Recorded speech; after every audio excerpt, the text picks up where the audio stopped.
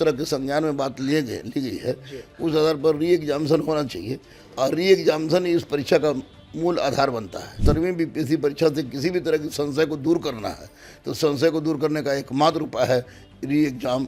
उम्मीद है सर कि छात्रों अभ्यर्थियों को न्याय मिलेगा। माननीय न्यायालय एक मंदिर है और मंदिर में जैसे भगवान के पास लोग उम्मीद के साथ जाते हैं, इसलिए माननीय हाई कोर्ट के पास भी उम्मीद से बच्चे गए हैं और निश्चित रूप से हमको लगता है कि बच्चों के साथ न्याय होगा, बच्चों के साथ इंसाफ होगा और एग्जाम होना चाहिए। बीपीएससी 17वीं को लेकर देखिए जो विवाद है वो थमने का नाम नहीं ले रहा है।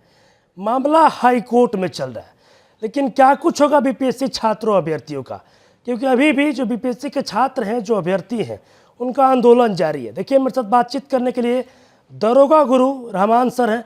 क्या कुछ होगा सर अब आगे? देखिए उस दिन तो जिस दिन हाई कोर्ट में बहस चल रही थी, मैं टोटल समय वहीं था और वहाँ पर यानी कि सरकार के वकील भी थे।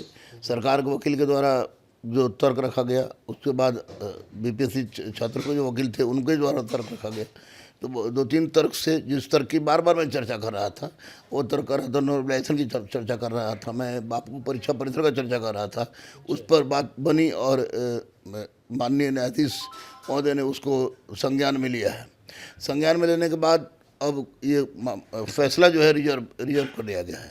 फैसला रिजर्व कर लिया गया है तो जिस तरह के संज्ञान में बात ली गई है, उस आधार पर री एग्जामिनेशन होना चाहिए और री एग्जामिनेशन इस परीक्षा का मूल आधार बनता है। क्योंकि किसी भी तरह का कोई भी लिपापोती हो या इसको पेमन लगाया जाए, कुछ भी पेमन लगाया तो ये दागदार रहेगा ही।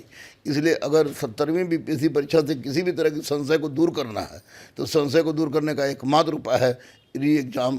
क्योंकि री एग्जाम होने के बाद निश्चित रूप से बच्चों के मन में जो संशय बनी हुई है वो संशय समाप्त हो जाएगी। उम्मीद है सर कि छात्रों अभ्यर्थियों को न्याय मिलेगा।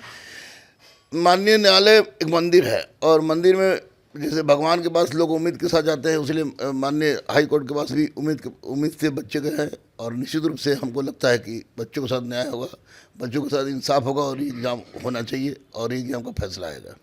सर शुरू से ही आप बीपीएससी छात्रों अभ्यर्थियों के साथ खड़े रहे, लगातार उन लोगों से जहाँ पे छात्र अभ्यर्थी बैठे हैं मुलाकात करने भी जाते हैं। सर अभी भी इंतजार कर रहे हैं वो लोग कि क्या कुछ होगा। हाईकोर्ट से देखा जाए तो तारीख पे तारीख मिल रहा है। नहीं तो अब तो तारीख की बात ख़त्म ही हो गई और बच्चे बैठे हुए हैं, शुरू से बैठे हुए हैं। भले हम लोग शिक्षक कभी कभी चेहरा चमकाने चले जाते हैं ताकि बच्चों के सामने अपनी छवि बनाए रखें, लेकिन वर्चुअली में जो दर्द बच्चों के दिल में है वो दर्द अगर उसी सेम दर्द सारे शिक्षकों के दिल में भी रहता और हम लोग केवल चेहरा चमकाने वाली बात नहीं करते तो निश्चित रूप से इस आंदोलन की रूपरेखा और होती। लेकिन इतना स्पष्ट है कि मेरी आत्मा शुरू से बच्चों के साथ रही है। आज से नहीं, अब तो यूट्यूब का ज़माना आ गया, बहुत कुछ ज़माना आ गया, शुरू से प्रारंभ से रहा। तो ऐसी परिस्थिति में बच्चों के दर्द को मैं फील कर सकता हूँ और निश्चित रूप से बच्चों के दर्द का निराकरण एक ही है कि री एग्जाम करा दिया जाए। देखिए मेरे साथ बातचीत करने के लिए दरोगा गुरु रहमान सर थे। देखिए आपको बता दें कि बीपीएससी 17वीं का मामला हाई कोर्ट में चल रहा है। देखिए दरोगा गुरु रहमान सर तमाम बीपीएससी छात्रों अभ्यर्थियों को आश्वस्त कर रहे हैं और बता रहे हैं कि मामला कोर्ट में चल रहा है और कोर्ट एक न्यायालय है, मंदिर है, वहाँ से जीत मिलेगी और री एग्जाम होगा।